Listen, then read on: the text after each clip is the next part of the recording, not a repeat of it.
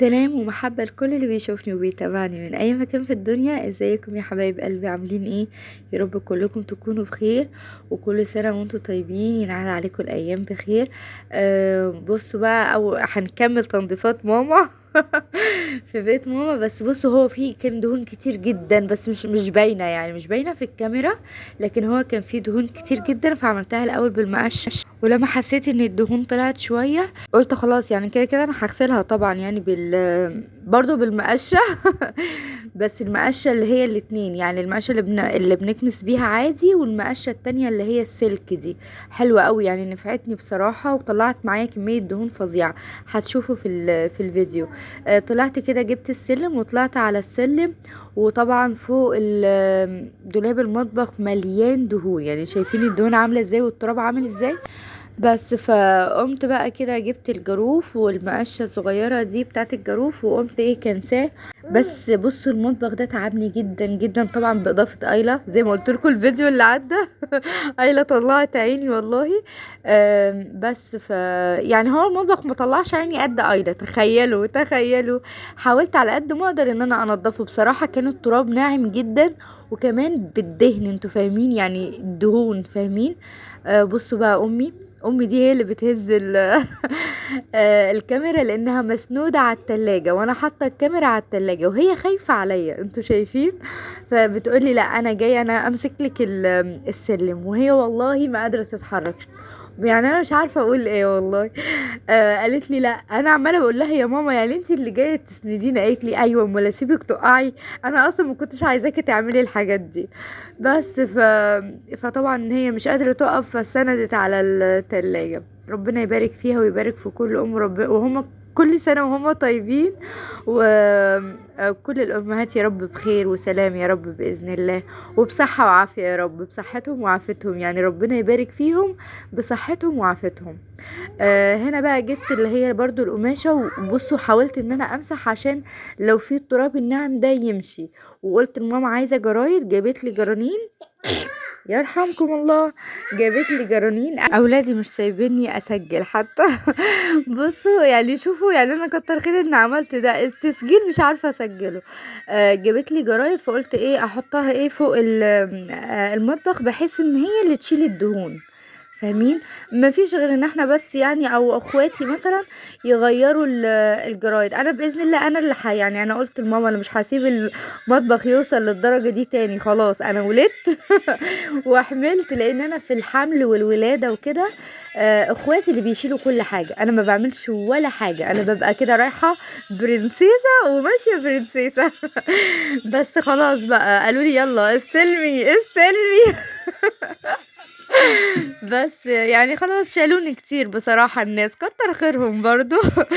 فقلت لها خلاص، انا ان شاء الله باذن الله مش هسيب المطبخ يعني يوصل للدرجة دي، فانا بقى اللي هغير الجرايد كل شوية او كده. وكمان شوية قدام، يعني هي ماما قالت لي اشتري مشمع، قلت لها خلاص بعد كده هبقى اشتري مشمع، هي عندها مشمع قديم. بس انا قلت لها هحطه على الدولاب، والله نسيت ما احطه، تصدقوا؟ او افتكرته دلوقتي اهو. بس ان شاء الله هروح لها، لان لسه عايزه اعمل المنظره يعني وكده في رمضان. بس ده سهل، يعني انا هوريكم بقى المنظره في رمضان باذن الله لما اجي اعملها لتنظيفات العيد وكده، عشان الناس كلها بتيجي لماما، فالعيله يعني وكده بيسلموا عليها وبيعيدوا عليها، فلازم المنظره تبقى بتبرق بتبرق. بس غسلت برضو فوق هنا. هنا طبعا كان برضو عشان الدهون، وعشان الشفاط هنا، شايفين طبعا الدهون عاملة ازاي، يعني الدهون كانت فظيعة برضو.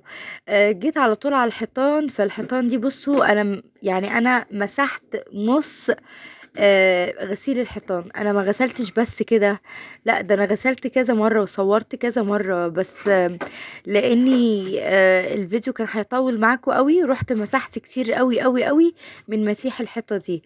انا بجد حرفيا كنت كل شوية بعملها في المية وبغسل، بعملها في المية وبغسل الحيطة. عارفين لو السلم، وعارفة ان انا اسند على حاجة او حد ماسكني، كنت طلعت على السلم، كانت هتبقى اسهل، اسهل من المقاش المقشه وكده يعني. فعشان كده عملتها كذا مره كذا مره، عدتها بالمقشه دي. لقيت المقشه التانية مش مطلعه اللي هي المقشه دي الناعمه، جبت المقشه السلك اللي هي التانية، طلعت بصراحه معايا حلوه قوي. وبعدين بقيت ابدل ما بينهم يعني. ليه بعمل كده؟ عشان خاطر اتاكد ان هي نطفت كويس جدا. ودي بتعمل رغاوي، التانية ما بتعملش رغاوي، التانية بتطلع الدهن نفسه. فانا حابه ان هي تدي لمعه، يعني ان السيراميك يدي لمعه. فكنت ببدل ما بينهم، وبعدين بشطف بالميه، واشوف اهو شايفين ازاي بدلق ميه. وبعد كده اشوف لو في حته مثلا بتظهر يعني، بيبقى ظاهره ان هي لا خلاص الحته دي مش نظيفه، فبعملها تاني بالمقشه، فاهمين؟ بعيد عليها يعني. الحمد لله انه نضف يعني ويعني تعبي ما راحش اقدر. انا قلت ان هي مش هتنضف والله بالمقشات دي، بس الحمد لله نطفت وبقت يعني بيبرق كده، بيلمع المطبخ الحمد لله. طبعا انا لسه يعني احنا لسه دلوقتي فوق، انا بخلص من فوق لتحت، وخلصت التراب طبعا اول حاجة، عشان خاطر بعد كده لما اغسل ما تتوسخش السيراميك او كده، فاهمين؟ يعني احنا نضفنا كده فوق الدواليب وفوق كل، وفرشنا الجرايد. ما بقاش في تراب يعني، الحمد لله ما بقاش في تراب.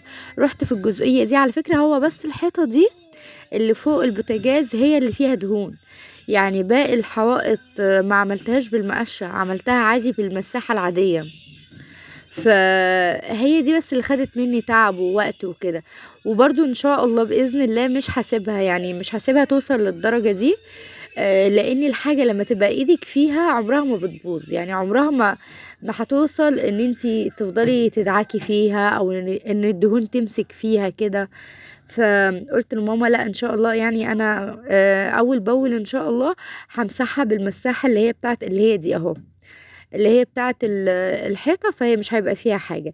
دي بقى كنت بنشف بيها عشان اخلي كده السيراميك يلمع بعد الدهون، كمية الدهون اللي كانت فيها. اهو هنا بقى ورا، ورا التلاجة ورا الغسالة ما كانش فيه دهون خالص. وشايفين بقى ازاي السيراميك حلو وبيلمع، ومش محتاج اي حاجة، يعني مش محتاج ان انا اغسله او كده، لا بالعكس، بس محتاج المساحة دي. قلت لماما يعني ان انا كل ما اجي ان شاء الله همسح بالمساحة دي ورا البوتاجاز، بحيث ان هو ما يبقاش فيه دهون ان شاء الله. يعني لو انا استمرت في كده مش هيبقى فيه دهون خالص باذن الله. وكده نصفت معايا، شوفوا ما بقى خدتش وقت اساسا يعني. على فكرة ده الورق ده كان بابا حطه الله يرحمه، عشان كان عندنا نمل كتير جدا، فكان حاطط ايات قرآنية بقى وحاجات زي كده، بيعلقوها يعني في الحيطان، بيقولوا ان هي مثلا بتمشي اللي هي البراس، النمل. بس فهي كانت اصلا خلاص يعني زي ما انتوا شفتوا ادمت، فدابت اصلا يعني.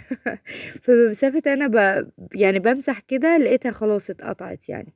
مش عارفة هي ايات قرآنية ولا كلام، معرفش بصراحة يعني، بس اللي فاكراه ان هو كان من عنده واحد يعني شيخ وكده. هنا بقى مسحت فوق التلاجة دي طبعا من قديم الأزل، فعليها دهان كتير قوي، دهان اسود وبامبا يعني دهان، ده كله ده اللي هو الدهان بتاع الحيطان، فاهمين؟ اللي هو اللي بيلونوا بيه الحيطة وكده. اللي طلع ده اللي هو التراب، لكن اللي موجود ده اللي هو الدهان. ده بقى كان بقاله كتير جدا عشان يحمي الحيطة يعني من الدهون وكده، بس لقيت دهون كتيرة قوي اساسا وراه. فبعد كده طلعته، قلت ان انا هطلعه. اخواتي قالوا لي اغسليه، يعني اختي، يعني انا اخت واحدة كانت معايا، فبتقول لي اغسليه، قلت لها لا انا هطلعه خالص، انا مش عاجبني اصلا، وانا اللي خلاص هستلم المطبخ. مش انتوا سلمتوني المطبخ خلاص على كده. وانا بحب اساسا، بصوا انا ما بحبش احط على السيراميك اي حاجة، مش عارفة يعني، حتى الورق الفوم اللي هما بيحطوه الابيض، ممكن افكر مستقبلا ان انا احط ورق الفوم، بس انا دايما بحس ان السيراميك هو انضف حاجة واحلى حاجة، فاهمين؟ فما بحبش ولا ان انا احط ورق فوم اللي هو الابيض ده اللي بيحطوه، ولا بحب ان انا احط الورق اللاصق ده على السيراميك، بحس ان هو لا، السيراميك انضف يعني، فاهمين؟ ان انتي هتمسحيه وتغسليه بقى وكده. مش عارفة، هو بيدي تغيير طبعا الورق الفوم التاني، بس مش عارفة، بحس ان برضو السيراميك انضف. المهم طلعت كل الورق طبعا، عذبني انا مسرعه على قد ما اقدر، انتوا مش عارفين انا مسرعه قد ايه. عذبني الورق ده، وبعد ما خلصت قمت ايه، جايبه بقى سلك الالومنيوم، خدت كميه سلك ما اقولكوش بريل جردل بريل كبير قوي. وقعدت اغسل بقى كده في الحيطان. طبعًا هنا بقى باين واضح شوية الدهون عاملة إزاي، يعني هنا أنتم هتحسّوا إن الدهون واضحة، وإن إزاي بينضف وإزاي لأ لسه مش نضيف. أنا باعمل أهو، شايفين إزاي بالمَيّة عشان أتأكد إيه اللي إيه اللي لسه متوسّخ وإيه اللي نضِف، فاهمين؟ طبعًا في كانت نُقط صفرا كتيرة جدًا، جدًا، جدًا، برضه ما كانتش باينة الحمد لله مش باينة إلا كمية بسيطة جدًا. برضه على قد ما أقدر حاولت إن أنا أطلّعها، ونضِف معايا الحمد لله، لإن السيراميك عامةً حلو يعني، حتى تنضيفه حلو.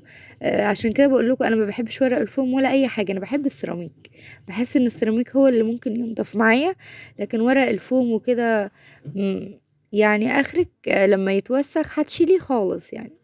برضه قعدت أدعك كده وأشوف بقى النقط الصفرا دي، وحاولت إن أنا على قد ما أقدر إن أنا أدوس عليها أوي يعني، شوية، شوية كانت بتطلع بصراحة، بس هي تعبتني طبعًا ودراعي وجعني جدًا بس طبعًا كانت بتطلع الحمد لله، لمّا بالاقي الحاجة بتطلع أنا بابقى فرحانة يعني.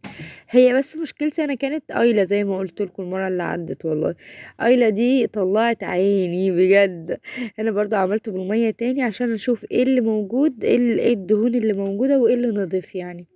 فالحمد لله كانت نطفت. رُحت على الجزئية اللي في الجنب دي، هي بس الجزئية اللي ورا البوتاجاز زي ما قُلت لكم هي اللي فيها دهون كبيرة يعني، كمية كبيرة أوي من الدهون، لكن الباقي كلّه الحمد لله ما تعبنيش خالص وما خدش وقت. أهو شايفين؟ آآ أهو هنا بقى جينا تحت الحوض أو ورا البوتاجاز بس من تحت كده على قد ما أقدر طبعًا برضه باحاول أدوس بإيدي بعزمي كده. بس يعني الحمد لله برضه كانت الدهون بسيطة من ورا، ما كانش زي الأبيض ده اللي هو ورا الورق اللاصق ده، يعني الحمد لله كان حلو. هنا بقى جريت شوية اسمها إيه دي، البوتاجاز، عشان خاطر هاعمل الأرض. شايفين الأرض عاملة إزاي من كمية الدهون اللي نازلة من كل مكان، يعني ده كله ده هيطلع. شايفين الدهون؟ جبت ده أنا مش عارفة أصلًا إيه ده، أختي جايباه بصراحة بس حلو ممتاز يعني، خلّى الأرض دي الدهون دي كلّها يعني تطلع. أيوه أنا طبعًا دعكت كتير بس طلعت الحمد لله. شايفين كمية الدهون مخلّية الرغاوي، يعني أنا كنت باحط بريل ما كانش فيه رغاوي من كتر الدهون يعني. شايفين؟ ده كلّه ده تحت البوتاجاز. على فكرة يعني اختراع المقشة دي، مقشة السلك دي، اختراع بجد. أنا حسيتها إن هي أحسن من الفرشة، يعني حتى فكرت إن أنا ممكن أجيبها غسيل السجاد هتبقى أحلى يعني. يعني طلّعت معايا الدهون بكل سهولة بصراحة يعني. أيوه طبعًا قعدت أدعك كتير بس فاهمين، يعني هي كانت بتغني خالص عن سلك الألمونيوم وكده. برضه بارُش مَيّة كتير عشان خاطر أشوف إيه اللي هو موجود وإيه اللي عايزة تتنضف كويس. هنا بقى عملت رغاوي كانت نطفت شوية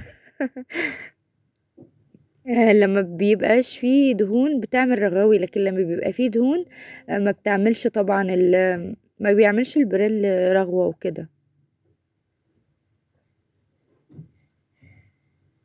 طبعًا أحلى حاجة النضافة والله، راحة نفسية، الواحد يعني بيرتاح أوي. أنا من الناس اللي بارتاح أوي لمّا بامسح كده ورا البوتاجاز وتحت الدولاب والكلام ده.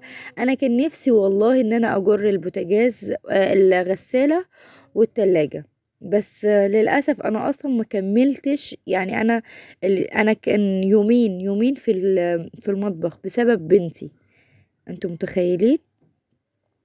ده كله طبعًا جريته على الحمام، دخّلته كله بالمرّة عشان إيه، يبقى المطبخ نضيف معايا أول بأول، مش عايزة حاجة تخلّيني أعُك وكده. الناحية التانية هنا كان في برضه دهون، حاولت إن أنا أطلّعها برضه، بس كانت دهون بسيطة يعني مش زي اللي عدِّت بصراحة. ده هنا تحت الحوض وجنب الغسالة يعني. عملتها عشان بصوا مفيش دهون فملها يعني، ما احتجتش ان انا اعملها بسلك، ما احتجتش ان انا اعملها باي حاجة. هنا بقى الغسالة قلت كمان اديها فم عشان تبقى نظيفة وحلوة وبتلمع. يعني لما كله يبقى بيلمع كده بيبقى حلو جدا. طبعا انا هشيل حتى يعني كل حاجة على الغسالة دي هشيلها. انا جبت مفرش جديد، مش انا طبعا يعني اخويا بصراحة اداني فلوس وقال لي اشتري اللي انتي عاوزاه للمطبخ ده. ربنا يبارك فيه ويديله الصحة يا رب. هو عيان دلوقتي والله، يا ربنا يشفيه يا رب. واخد الدور يعني الحمد لله يعني. آمم، بس كل جبت اللي هو فرشة جديدة للغسالة أحسن من دي، ودي غسلتها يعني غسلتها ونشرتها كمان. يا رب يكونوا لموها والله، لأن أنا سبتها أساسًا منشورة مش عارفة. شايفين طبعًا الصوت بتاع العيال، سامعين قصدي مش شايفين. مخلّيني مش عارفة أركّز خالص. هنا بقى غسلت فوق الحوض وغسلت. بُصّوا أنا باحاول أنضّف كل اللي حواليّا، بحيث إن أنا ما يبقاش معايا حاجة غير إن أنا بعد كده أرتّب بقى المطبخ وأشوف الحاجات الجديدة اللي جبتها أحطها لها. كده يعني فاهمين؟ بس عشان كل حاجة حواليها حوالين المطبخ تبقى بتلمع. هنا بقى مسحت برضه عشان نفرش الجديد بقى على نضافة. طلّعت اللي هي بتاعة البصل والتوم دي عشان أعمل تحتها، ودلقت المَيّة كده عشان أمسح كده وتبقى الأرضية نضيفة. وبكده أكون خلّصت معاكم الفيديو. يا رب الفيديو يكون عجبكم، واستنوني في تجديدات مطبخ ماما، يعني إن شاء الله هيعجبكم جدًا.